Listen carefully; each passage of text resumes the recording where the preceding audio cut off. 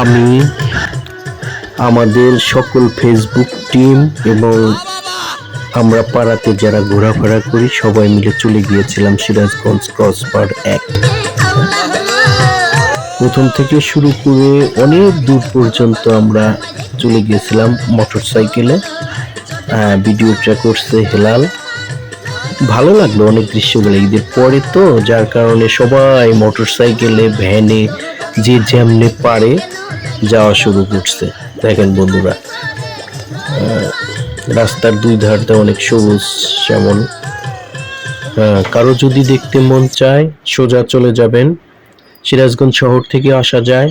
এদিকে আপনার পিপুলবাড়িয়া থেকে, গাজীপুর থেকে অনেক অনেক লোকজন এসেছিল। তো এবার ক্রসবার 1-এর একটা নতুনত্ব বিষয় ছিল, সেটা হলো এখানে মেলা বসানো হয়েছিল। এখানে নাগরদোলা ছিল, এখানে বাচ্চাদের জন্য খেলার একটা জায়গা ছিল, এখানে লাফালাফি করার মতো অনেক কিছু আর কি ছিল মেলা, যেটা সরকার থেকে ঘোষিত হয়েছিল এবার ঈদ আনন্দ মেলা হবে। তো সেইটারই ধারাবাহিকতায় এবার সিরাজগঞ্জ ক্রসবার 1-এ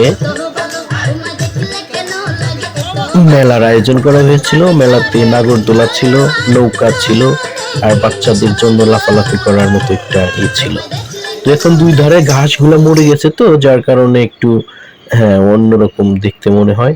তারপরেও ঈদের ছুটিতে হাজার হাজার মানুষ, হাজার হাজার অনেক অনেক লোকজন গিয়ে ওখানে একটু মুক্ত বাতাস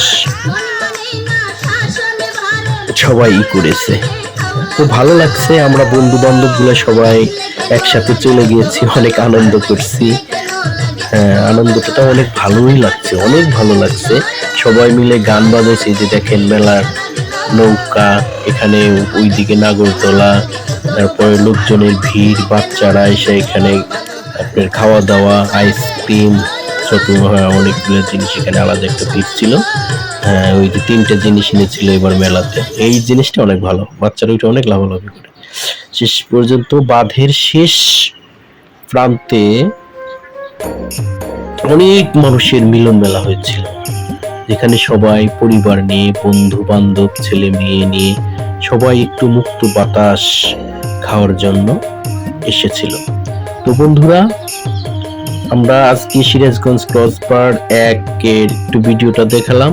তো পর্যায়ক্রমে প্রত্যেক সপ্তাহে একটা করে লং ভিডিও আমার এই আইডি থেকে ছাড়া হবে, যেটা সিরাজগঞ্জের ঐতিহ্যবাহী কিছু কিছু এলাকা, খাবার, রেস্টুরেন্ট, সেলুন এবং অন্যান্য কিছু থাকবে।